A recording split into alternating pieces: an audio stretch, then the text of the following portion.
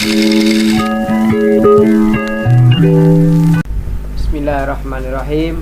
Assalamualaikum warahmatullahi wabarakatuh. Selamat pagi dan salam sejahtera bagi kita semua. Pertama-tama marilah kita ucapkan puji dan syukur kita atas kehadiran Allah Subhanahu wa taala, karena Allah Subhanahu wa taala masih memberikan kita nikmat sehingga kita masih dapat hadir di rumah masing-masing untuk menampilkan suatu presentasi yang berjudul risiko manajemen. Selawat serta salam kita berikan, kita hadiahkan kepada Nabi Muhammad sallallahu alaihi wasallam dengan ucapan yang mulia, Allahumma sholli ala sayyidina Muhammad wa ala ali sayyidina Muhammad. Assalamualaikum ya Rasulullah, assalamualaikum ya Nabiullah, assalamualaikum ya Habibullah. Semoga kita mendapatkan syafaatnya di yaumil akhir nanti. Amin amin ya rabbal alamin. Teman-teman sekalian serta ibu dosen yang terhormat, di sini kami dari kelompok 5 akan menampilkan suatu presentasi materi yang berjudul risiko manajemen.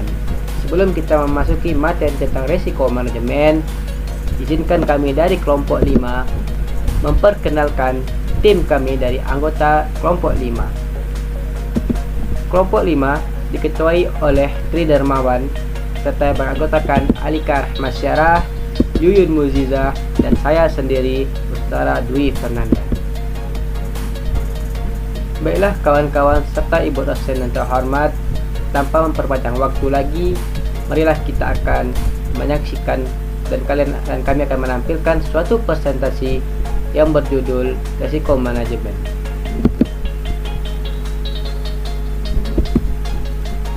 Risiko manajemen mempunyai 4 pembahasan. Pembahasan yang pertama adalah pengertian dari manajemen risiko, dan yang kedua adalah komponen dan jenis-jenis dari manajemen risiko, dan yang ketiga adalah tujuan dari manajemen risiko, dan yang keempat adalah contoh dari kasus manajemen risiko. Adapun materi yang pertama adalah pengertian dari manajemen risiko. Manajemen risiko adalah suatu proses yang terstruktur dan sistematis dalam mengidentifikasi, memahami, dan mengembangkan alternatif penanganan segala risiko yang dilakukan oleh pelaku bisnis. Jenis manajemen ini adalah satu strategi bagus untuk membuat perusahaan tetap berkembang, sekalipun berbagai macam risiko dan hal buruk siap menimpanya. Komponen manajemen risiko. Manajemen risiko memiliki komponen-komponen yang tertentu yang membedakannya dengan manajemen bisnis lain. Instrumen inilah yang harus dilakukan dengan maksimal. Adapun komponen manajemen risiko ini terbagi menjadi tiga komponen. Yang pertama adalah lingkungan internal. Lingkungan internal maksudnya adalah segala risiko yang kemungkinan terjadi di dalam internal perusahaan. Di dalam komponen ini tidak ada terdeteksi terhadap risiko yang terjadi antara perusahaan dengan faktor luar seperti pelanggan, klien, dan semacamnya. Sekalipun kadang efek risiko internal ini juga berimbas pada hal tersebut. Dan adapun yang kedua adalah penentuan sasaran. Penentuan sasaran maksudnya adalah pihak perusahaan harus memasukkan sasaran risiko yang jelas yang akan dicoba diselesaikan melalui sistem manajemen. Dalamnya biasanya tercakup dua hal, yaitu risiko yang muncul dari statement visi dan misi usaha serta sasaran risiko yang datang dari kegiatan teknis atau operasional. Dan adapun yang terakhir adalah identifikasi peristiwa. Untuk komponen ini boleh tidak mengakomodir semua risiko, tetapi minimal kegiatan yang potensial saja dengan berbagai pertimbangan masalah yang muncul jauh lebih besar. Sekalipun demikian, tidak semua peristiwa bisnis teridentifikasi merugikan. Oleh sebab itu, silakan dipilih mana peristiwa yang bernilai positif dan mana peristiwa yang bernilai negatif.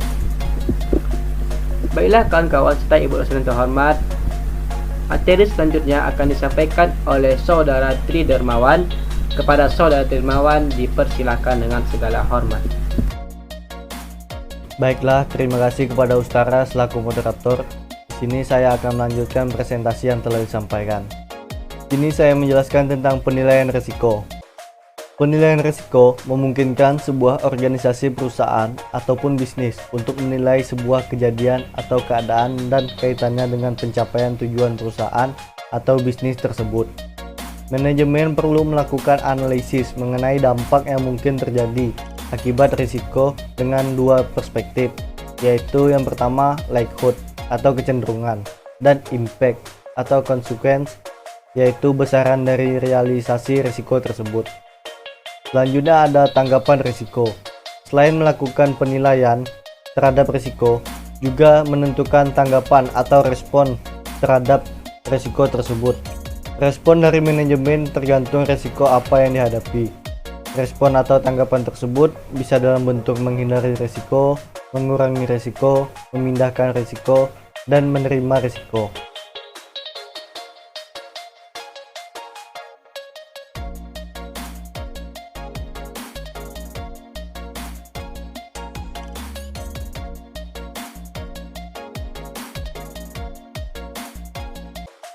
Selanjutnya ada aktivitas pengendalian. Setelah diberikannya tanggapan, selanjutnya yaitu penyusunan prosedur atau kebijakan yang membantu memastikan bahwa respon terhadap risiko yang dipilih memadai dan terlaksana dengan baik. Aktivitas pengendalian risiko ini antara lain yang pertama ada pembuatan kebijakan dan prosedur, delegasi wewenang, pengamanan kekayaan perusahaan, pemisahan fungsi, dan supervisi. Selanjutnya ada informasi dan komunikasi. Aktivitas ini berfokus pada identifikasi informasi dan menyampaikannya dengan pihak terkait melalui media komunikasi. Informasi yang relevan diidentifikasi, diperoleh, dan dikomunikasikan dalam bentuk dan waktu yang tepat agar personil dapat melakukan tanggung jawabnya dengan baik. Selanjutnya ada pemantauan atau monitoring. Monitoring adalah komponen terakhir dalam manajemen risiko. Proses pemantauan dilakukan secara terus-menerus untuk memastikan setiap komponen lainnya berfungsi sebagaimana mestinya.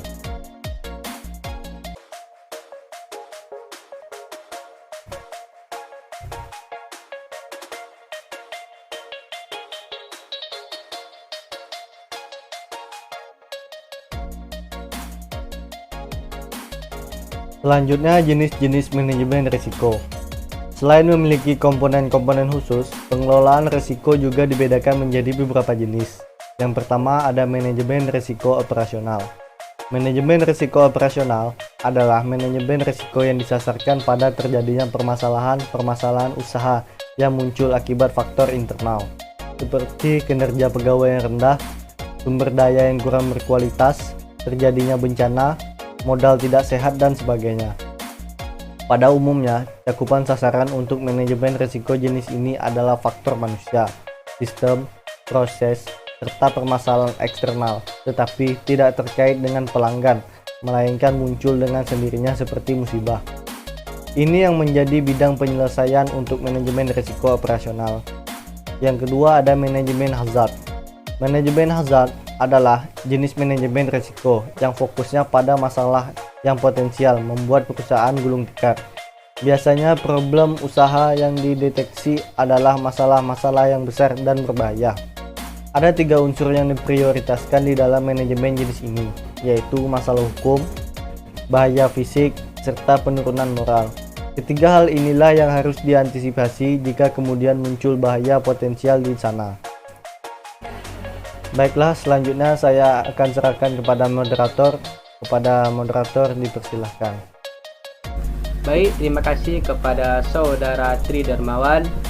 Selanjutnya materi akan disampaikan oleh saudari kita Alika Rahmasyara. Kepada saudari Alika dipersilakan dengan segala hormat. Terima kasih kepada moderator. Selanjutnya yang ketiga yaitu manajemen risiko strategis. Manajemen ini berkaitan dengan pengambilan keputusan, yang mana risikonya biasanya muncul adalah kondisi yang tak terduga yang mengurangi kemampuan pelaku bisnis untuk menjalankan strategi yang direncanakan. Dalam hal ini terdapat beberapa faktor seperti risiko operasi, risiko aset environment, risiko kompetitif, atau bahkan risiko franchise bila ada. Dalam manajemen ini ada beberapa hal yang dapat kita lakukan di manajemen risiko strategis ini, yaitu Anda bisa membuat beberapa daftar. Yang pertama, daftar risiko. Penilaian risiko tersebut sesuai dengan kecenderungannya dan juga dampaknya. Kemudian, penilaian pada kondisi saat yang sedang terjadi. Lalu, rencana tindakan bila risiko terburuk benar-benar muncul. Yang keempat, manajemen risiko finansial. Sesuai dengan namanya, tentu sudah dipahami kalau manajemen risiko finansial ini adalah manajemen yang fokusnya pada keuangan perusahaan. Deteksinya diarahkan bagaimana sebisa mungkin agar perusahaan itu tidak kolaps hanya karena dana, modal, laba, dan lainnya. Dengan adanya manajemen ini, tentu pihak perusahaan akan memberikan perlindungan terhadap segala aset perusahaan agar tidak terjadi hal yang tidak diinginkan. Selanjutnya yaitu tujuan manajemen risiko. Tujuan yang pertama adalah untuk melindungi perusahaan dari risiko bisnis yang berbahaya, sehingga badan usaha tetap berdiri sekalipun diterpa berbagai macam masalah dan hal-hal yang negatif. Tujuan selanjutnya yang pertama yaitu ada membantu pembuatan kerangka kerja. Dengan adanya manajemen risiko, tentu solusi atas masalah perusahaan bisa ditemukan. Nah, untuk aktualisasinya tinggal dibuat saja kerangka kerja yang sesuai dengan solusi tersebut.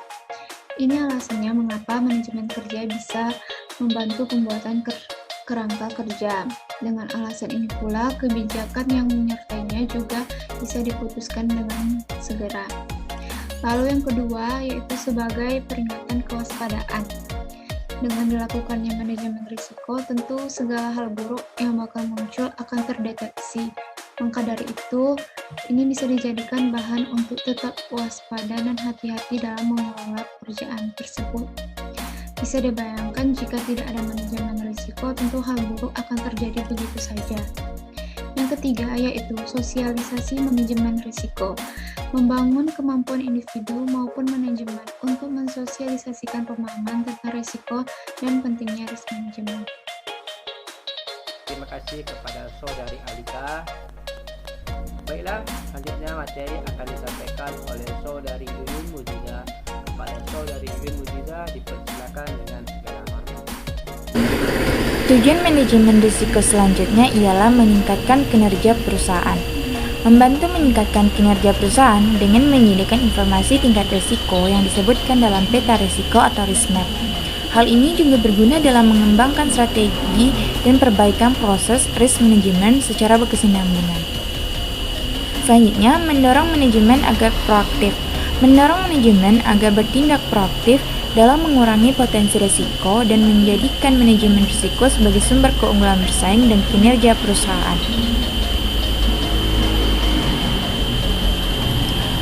Contoh kasus, di mana di sini kami mengambil studi kasus Bank Syariah.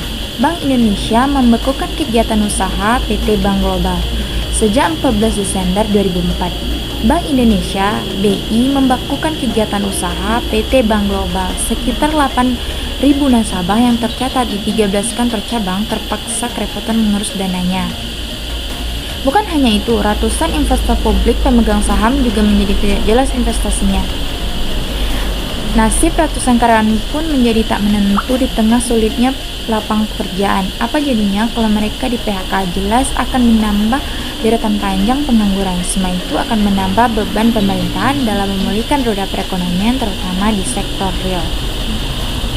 4 alasan ditutupnya Bank Indonesia. Yang pertama, terus memburuknya kondisi keuangan Bank Global. Yang kedua, tidak menyetorkan tambahan modal yang diminta BI sejak bank tersebut masuk pengawasan khusus Special Surveillance Unit pada 27 Oktober sampai 13 Desember 2004. Ketiga, direksi Bank Global tidak menunjukkan itikat baik untuk patuh pada peraturan.